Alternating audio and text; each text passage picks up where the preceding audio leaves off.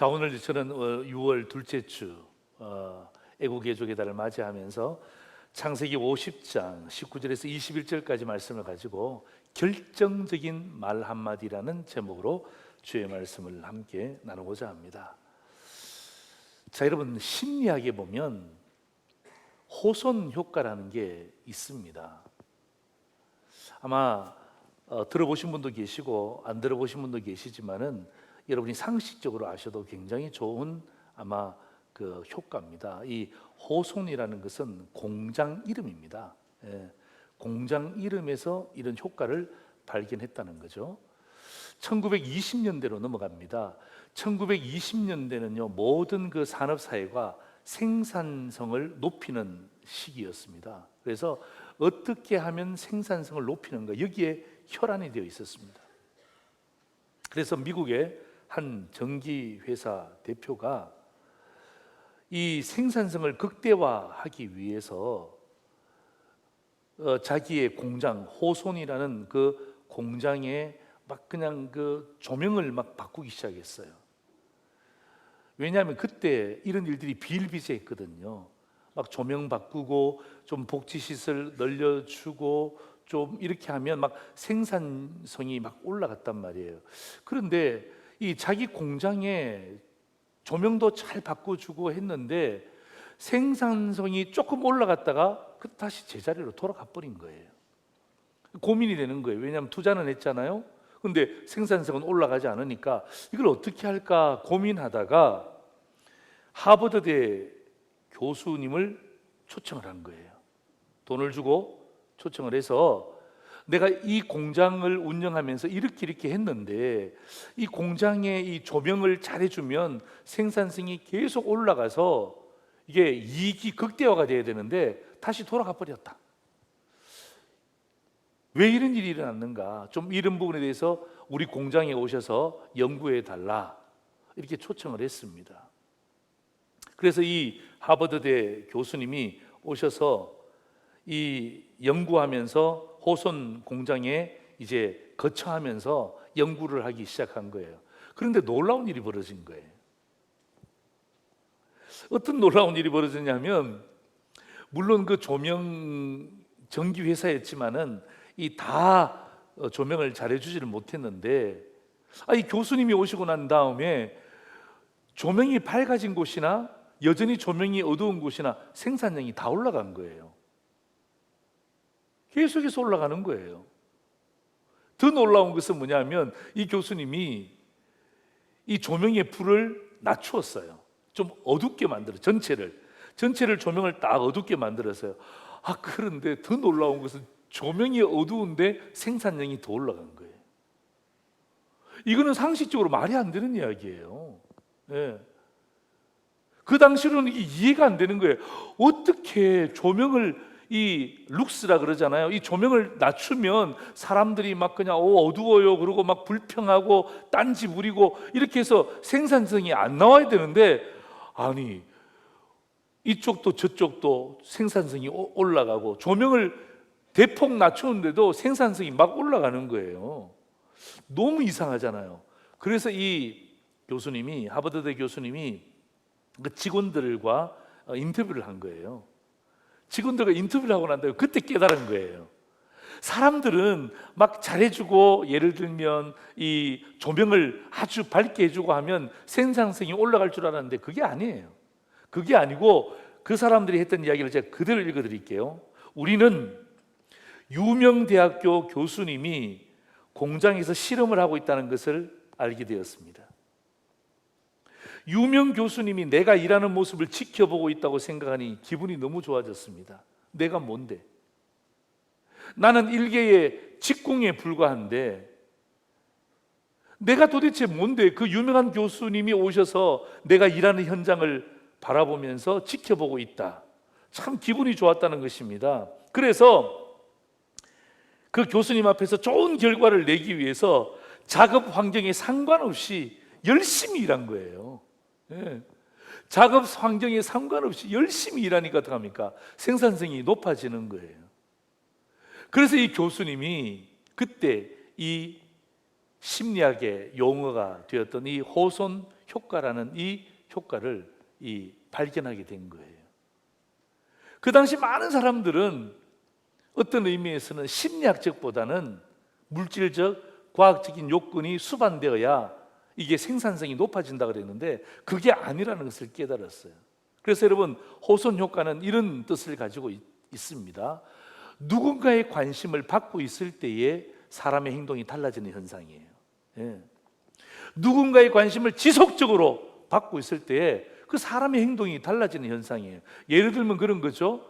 우리 부부끼리도 남편이 출근할 때에 아내가 와서 당신 오늘 출근하는 것 너무너무 감사하다. 내가 기도하겠다. 예.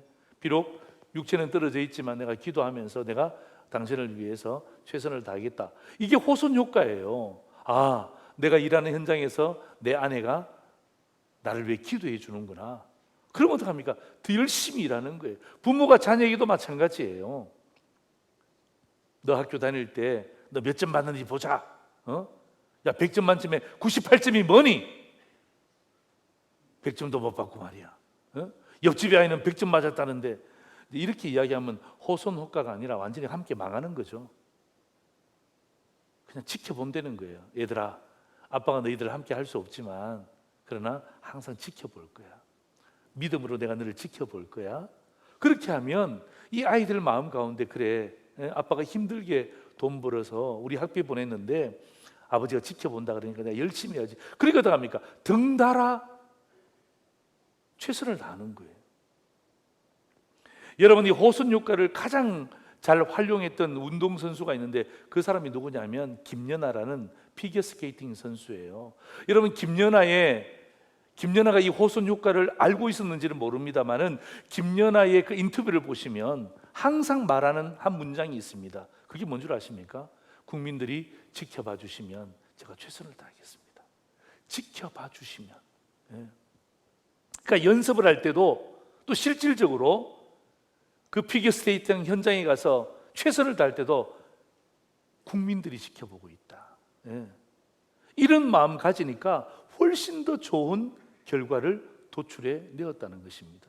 여러분, 운동 경기 하시는 분들도 마찬가지죠. 꼭 김연아뿐만 아니라, 그죠? 막 그냥 운동장에 사람들이 꽉 차면 어떡합니까? 막 더 열심히, 왠지 모르는 힘이 나타나는 것처럼 마찬가지예요. 교회도 마찬가지입니다.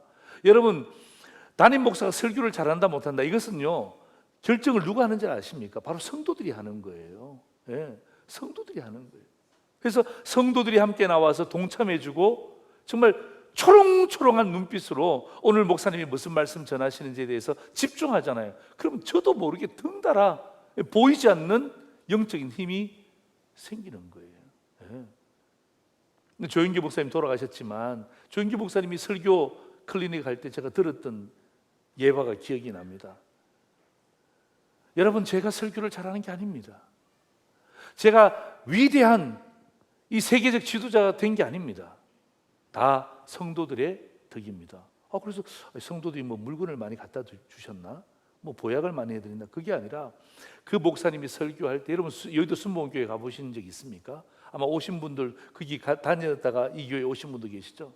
거기 가면요 그냥 어떤 설교자가 강단에서도 그 설교는 은혜가 넘치는 거예요.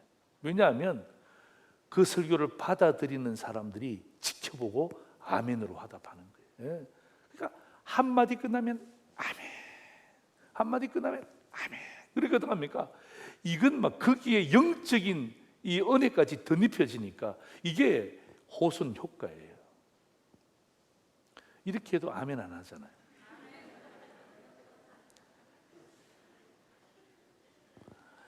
저는 있잖아요, 이 그 호손 효과를 이 성경적으로 제가 바꿔봤어요.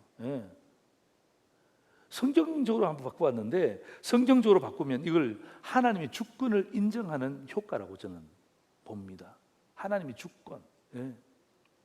하나님의 주권이 무엇입니까? 하나님 내 삶을 지켜보신다는 거예요.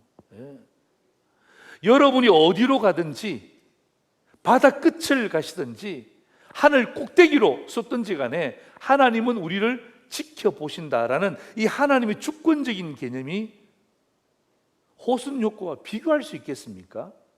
심리학과 이 하나님의 학문인 신학과 비교가 안 되죠. 예. 그런데 여러분, 오늘 저는 호손 효과로 시작했지만 이 효과가 여전히 하나님의 주권이라는 그 의식 속에 그대로 남아있는 것입니다. 여러분, 주권이 뭐예요? 하나님의 주권이 뭐예요? 하나님이 통치하신다는 것입니다. 아멘입니까? 예. 하나님이 통치하신다. 여러분, 하나님의 주권은 좀 쉬운 말로 이야기한다면 하나님의 주인 되는 권리예요. 하나님이 주인이면 우리는 뭐죠? 우리는 종이에요, 종. 예. 그래서 여러분, 이 하나님의 주권에 대해서 사도 바울은요, 굉장히 중요한 문장을 우리에게 줬어요. 아주 짧아요. 아주 짧습니다. 여러분, 로마서 11장 36절 화면 보시면요, 우리 같이 한번 읽겠습니다. 시작. 이는 만물이 주에게서 나오고 주로 말미암고 주에게로 돌아감이라. 그에게 영광이 세세에 있을지어다. 아멘. 우리 찬양제만 한번 읽겠습니다. 시작.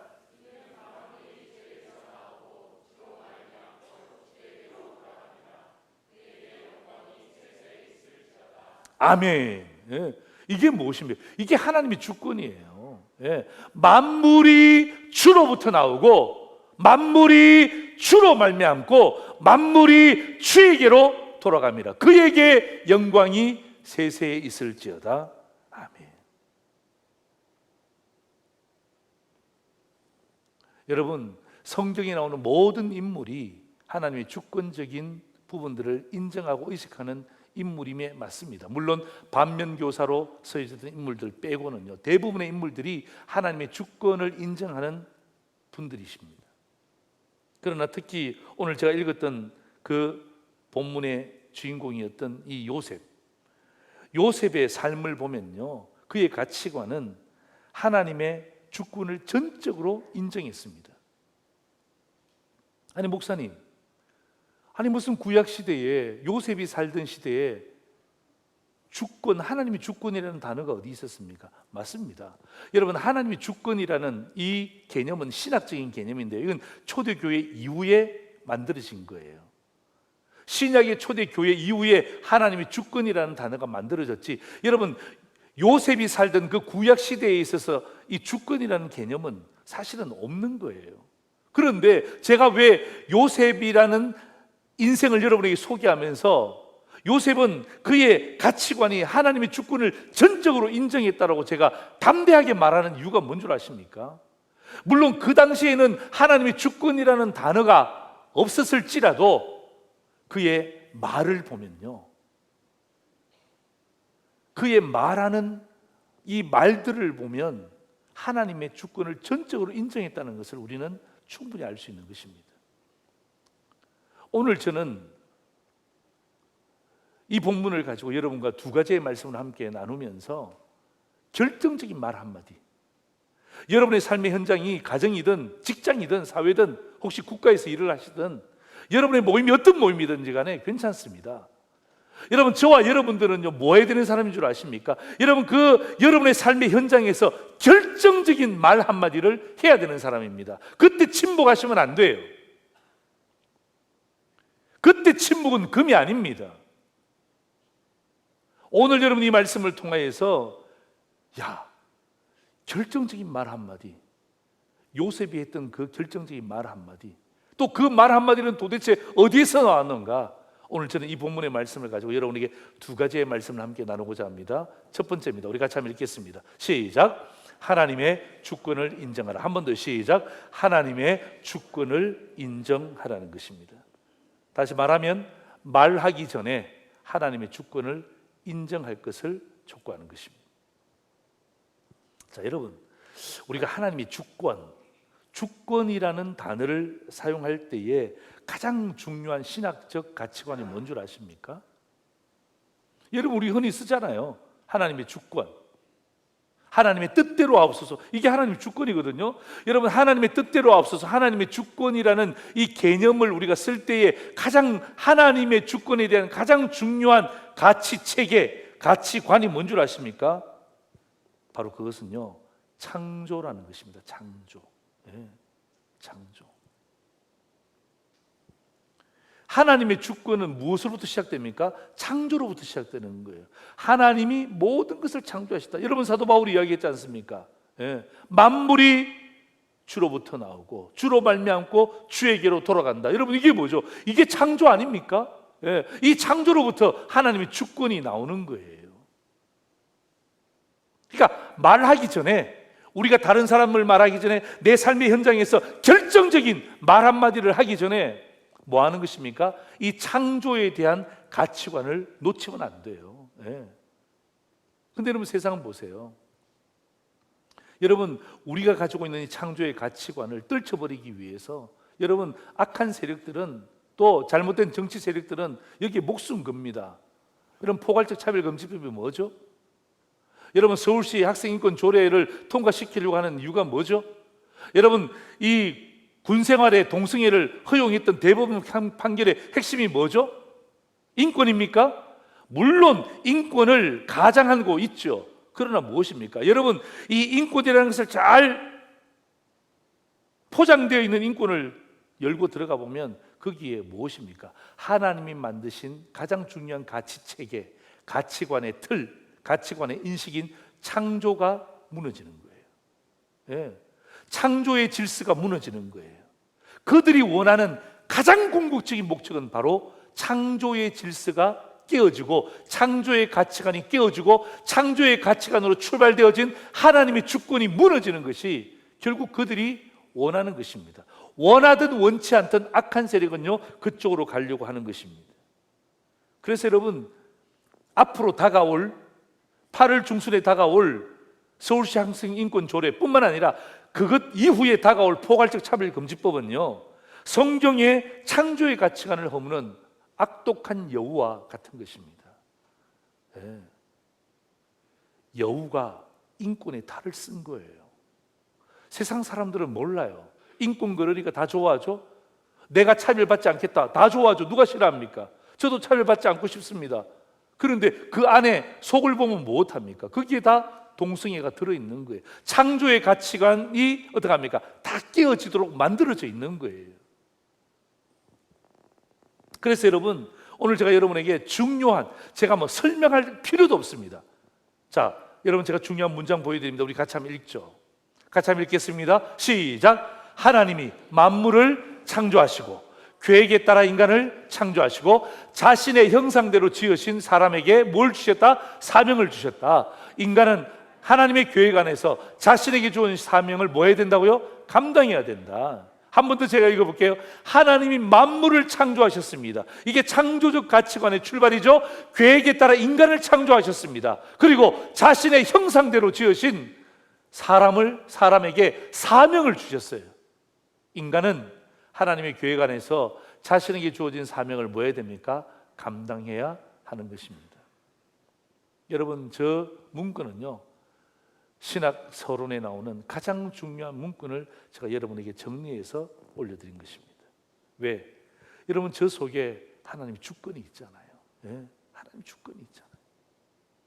여러분, 내가 판단해서 좋을 때 하나님의 주권을 끼워 맞추고, 내가 판단해서 안 좋으면 하나님의 주권을 빼버리고, 여러분, 하나님의 주권이 그렇게 흔들리면 되겠습니까? 여러분, 내 판단에 하나님의 주권이 좌지우지하면 되겠습니까? 내 생각에 하나님의 주권이 좌지우지하면 되겠습니까?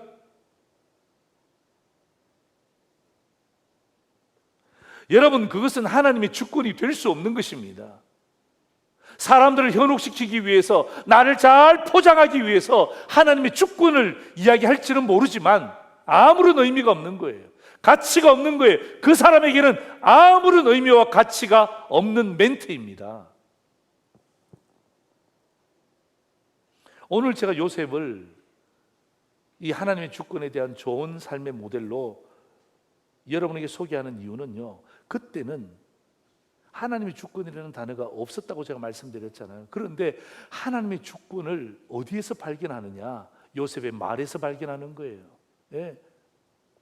요셉의 말에서 발견하는 거예요.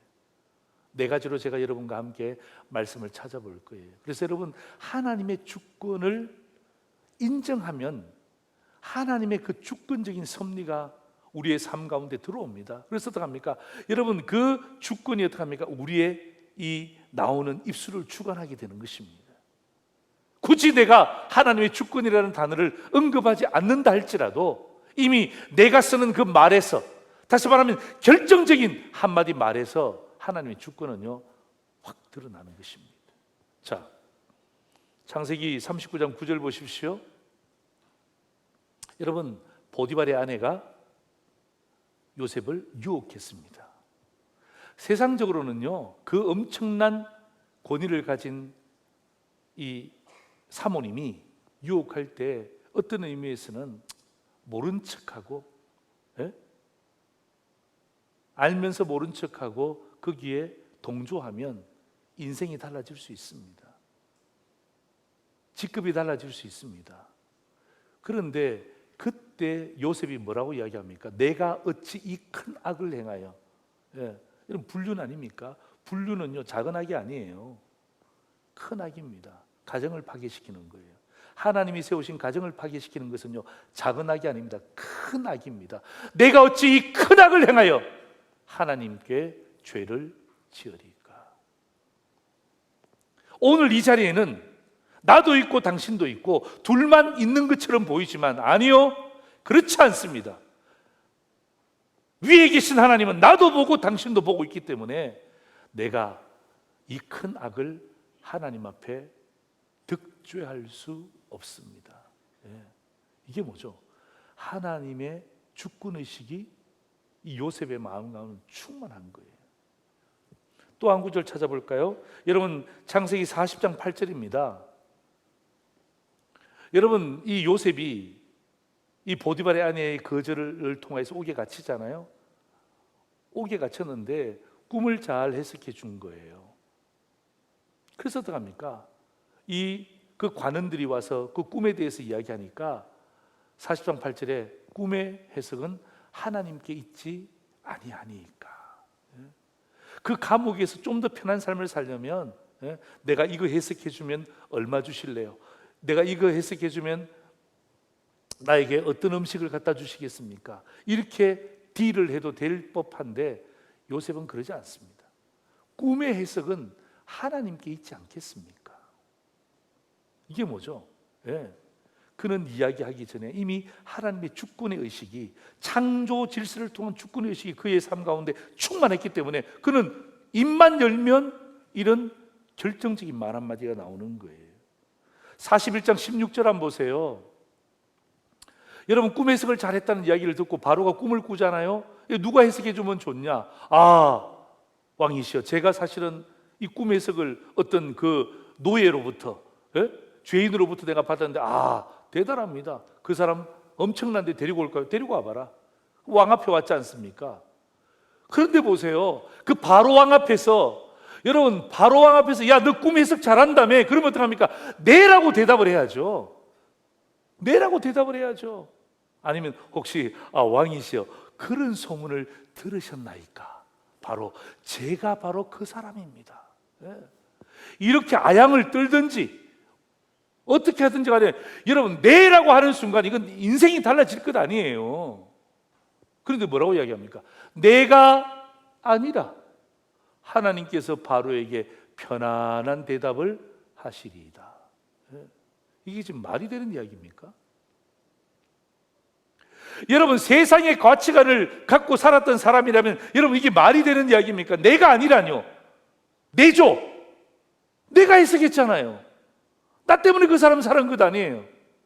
왕도 내가 잘 해석해서 내가 왕을 살려줄 수 있습니다. 왕은 이제부터 나만 믿으면 됩니다. 그죠? 불행 끝, 행복 시작. 그렇게 말하지 않아요. 내가 아니라. 이게 중요한 거예요. 이게 결정적인 말 한마디예요. 내가 아니라 하나님께서 바로에게 편안한 대답을 하실 것입니다. 하나 더 볼까요? 45장 5절에 보면요, 여러분, 바로 이 요셉이 총리가 되었잖아요. 이게 형님들이 막 그냥 납작 엎드렸어요. 납작 엎드렸어요. 나 같으면, 저는 이 차남이거든요. 나 같으면 그냥 다 죽였어, 그냥. 네가 내 옷 벗겼지, 네가 구덩이에 빠뜨렸지, 너 그때 박수 쳤지, 내가 보니까 너 웃고 있더라. 그게 무슨 형님이냐? 그리고 어떡합니까? 그냥 박탈하고 그냥 완전히 그냥 저 같은 경우는 끝장을 냈을 거예요. 끝장을 그냥. 예? 그런데 요셉이 뭐라고 이야기합니까? 하나님이 생명을 구원하시려고 나를 당신들보다 먼저 보내셨나이다. 이게 말이 되는 이야기입니까? 이게 말이 되는 이야기예요. 예? 지금 단돈 몇백만 원, 몇십만 원 때문에 지금 가족들이 원수가 되어 있는데, 어려운 관계 속에 있는데, 얼굴도 쳐다보지 않는 그런 관계인데, 지금 자기를 죽이려고 했던 그 사람들이 지금 납작 엎드려서 자기 얼굴도 못 보고 있잖아요. 그럼 어떡합니까? 하나님이 주신 기회구나, 다 죽여! 이렇게 할 수 있는 그 마음에, 이 억한 마음이 얼마나 많이 있겠습니까?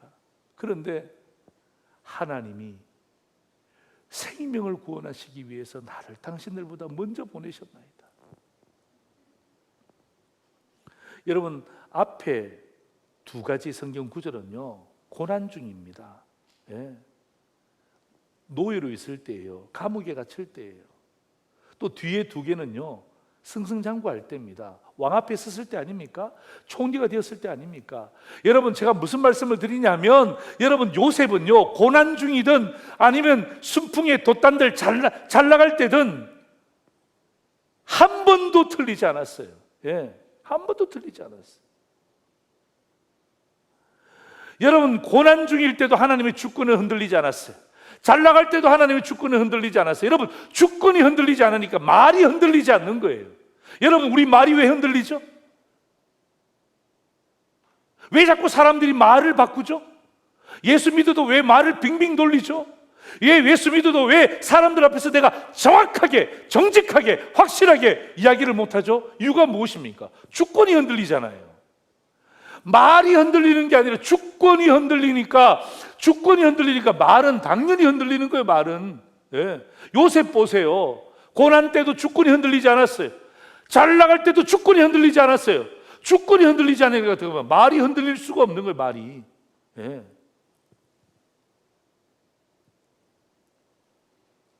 여러분, 결정적인 말 한마디는요, 내 지혜에서 나오는 게 아니에요. 결정적인 말 한마디는요, 순식간에 나오는 게 아닙니다. 결정적인 말 한마디는요, 하나님이 나에게 주권자가 되신다는 그 인정함과 창조 질서에 대한 그 의식이 내 속에 있을 때 있지 않습니까? 그때 어떻게 합니까? 하나님 나를 통하여 툭 튀어나오게 하는 거예요. 어떻게 내가 하나님 앞에서 득주할 수 있습니까? 아닙니다. 하나님께서 편안한 대답을 해 주실 것입니다. 일어나십시오. 나를 하나님이 당신들보다 먼저 보내셨습니다. 주권이 흔들리지 않잖아요. 주권이 흔들리지 않으니까 어떡합니까? 여러분, 요셉의 말 보세요. 여러분 읽어보시면 한 번도 흔들린 적이 없어요. 정확합니다. 확실합니다. 정직합니다. 흔들림이 없습니다. 이유가 뭡니까? 주권이 흔들리지 않잖아요. 여러분, 오늘 말씀 듣고 하나님, 나도 결정적인 말 한마디 하게 해달라고 이야기할 때, 내 하나님 앞에 주권이 흔들리지 않으면 내 말이 흔들릴 수가 없어요. 환경이 흔들리지 마세요. 환경은 변합니다. 하나님의 주권은 변하지 않아요. 주님 오실 때까지 변하지 않잖아요.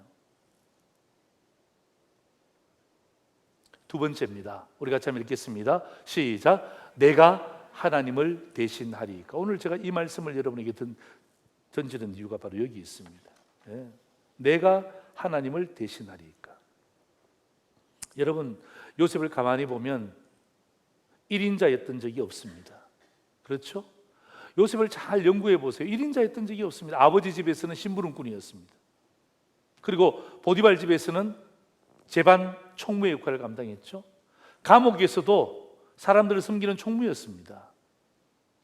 바로 왕 앞에서는 나라의 전체 살림을 지는 총무의 역할을 감당한 총리였습니다. 여러분, 요셉은요, 한 번도 최고의 권력자에 오른 적이 없습니다. 그렇지 않습니까? 2인자입니다. 2인자. 여러분, 2인자의 약점이 뭔 줄 아십니까? 여러분, 2인자가 호시탐탐 노리는 게 뭐죠? 뭐예요? 여러분, 2인자가 호시탐탐 노리는 게 뭡니까? 3인자로 가는 거예요? 아니죠. 몇 인자로 가는 거예요? 1인자로 가는 거예요. 1인자로.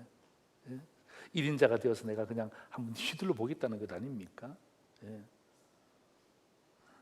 그런데 있잖아요, 이 요셉을 가만히 보면 최고의 권력자 자리에는 오르지 않았지만은, 그러나 그는 최상의 자리에 있을 때에 늘 하나님의 주권을 받아들입니다. 하나님의 주권을 받아들여서 보세요, 하나님의 주권을 받아들여서 자기의 상전을 잘 섬깁니다. 아버지를 잘 섬겼죠. 또 그 관원들을 섬겼죠. 또 그 다음에 바로왕을 잘 섬겼죠. 또 그 다음에 애굽을 잘 섬겼죠. 예. 하나님의 주권의식을 가지고 하나님 나에게 준 이 자리에서 그 자기의 상전을 잘 섬긴 거예요. 잘 섬긴 거예요.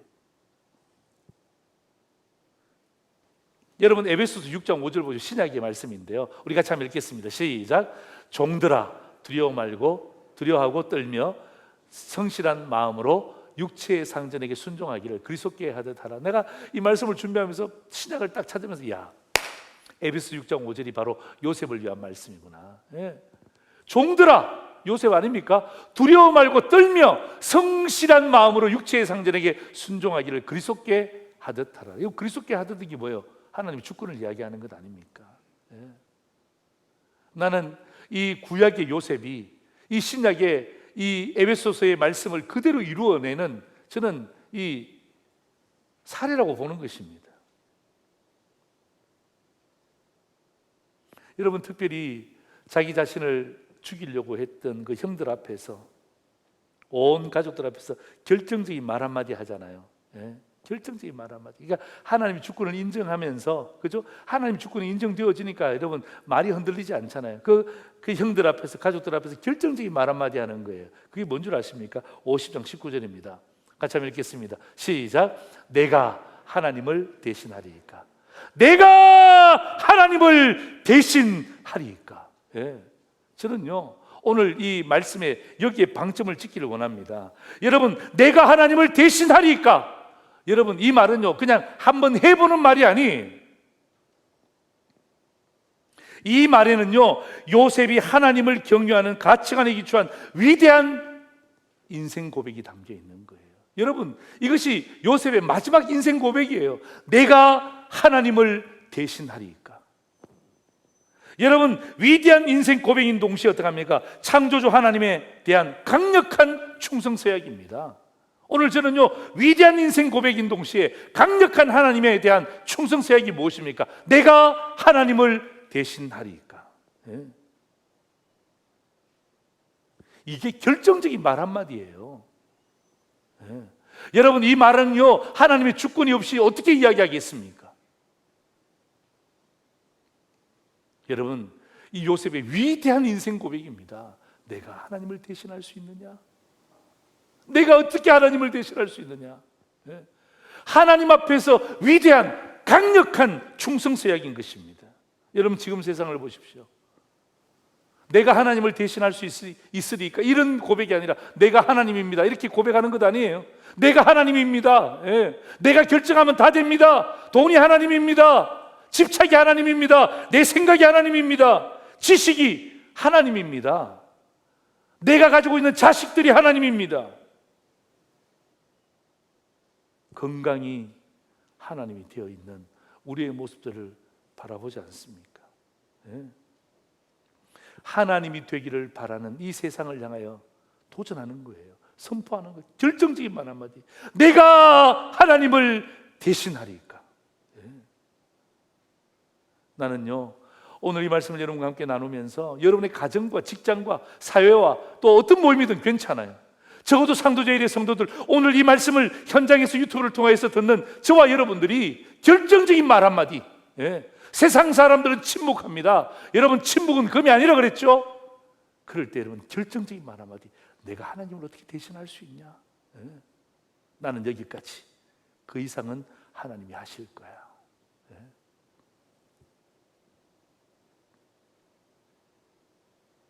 여러분, 이 요셉의 말이, 그죠? 결정적인 말 한마디가 오늘 저와 여러분에게 좀 도전이 되고 좀 고백이 되었으면 좋겠어요. 예? 누구를 만나든지 간에, 예? 좀 코로나 이후에 누구를 만나든지 간에 어떻게 내가 하나님을 대신할 수 있냐? 예? 이 요셉의 결정적인 말 한마디. 여러분, 제가 좀 전에 그렇게 이야기했죠. 예. 여러분, 하나님의 주권은 창조로부터 나왔다고 그랬잖아요. 그죠? 창조의 질서로부터 하나님의 주권은 나왔습니다. 여러분, 창조의 결과가 뭔 줄 아십니까? 창조의 결과가 뭐예요? 태초에 하나님이 천지를 창조하신다. 창조의 결과가 뭐였죠? 여러분, 창세기 1장 보면 가장 많이 나오는 문장이 있습니다. 뭘까요? 바로 이 문장입니다. 우리 같이 한번 읽겠습니다. 시작. 하나님이 보시기에 좋았더라. 할렐루야. 예. 예. 여러분, 이게 하나님의 주권의 결과예요. 하나님의 창조 가치관의 결과예요. 이게 요셉을 바라보는 성도의 결과예요. 하나님 보시기에 좋았다. 여러분, 이런 결정적인 말 한마디 할 때 하나님께서 기뻐하지 않았겠습니까? 하나님이 정말 놀라워하지 않았겠습니까? 마찬가지예요. 예. 하나님 보시기에 심히 좋았더라. 예. 주권이 흔들리지 않는 우리 성도들의 그 결정적인 말 한마디에 하나님은 감동하시는 거예요. 감격하시는 거예요. 여러분, 이것이 바로 요셉을 창조하신, 아니 우리를 창조하신 하나님의 섭리의 목적이고, 또 예수 그리스도 안에서 재창조되기를 원하는 하나님의 목적 아니겠습니까? 보시기 좋았더라. 예. 여러분, 이번 한 주간 동안 살아가시면서 결정적인 말 한마디 여러분 놓치지 마세요. 오늘 요셉이 이야기했던 그 네 가지 케이스뿐만 아니라 오늘 마지막에 다루었던 내가 하나님을 대신하리까. 예? 이건 결정적인 말 한마디예요. 예. 예. 이 말 때문에 나라가 사는 거예요. 이 말 때문에 가정이 사는 거예요. 이 말 때문에 내 자신이 사는 거예요. 오늘 저는 심리학의 호손 효과를 가지고 제가 도입 부분을 시작했지만은 마지막 결국에 마칠 때는요, 심리학과 비교할 수 없는 이 신학적인 학문들을 통해서 하나님의 주권 효과로 저는 마무리하면서 결국 가장 복된 적합했던 이 요셉의 모델을 여러분과 함께 나누고 마지막에는 하나님이 보시기에 좋았더라. 오늘 제가 이렇게 함께 말씀을 정리하면서 여러분의 삶에 있어서도 결정적인 말 한마디, 예, 말을 잘하는 게 중요한 게 아니에요. 여러분, 말 잘하는 사람은 너무 많습니다.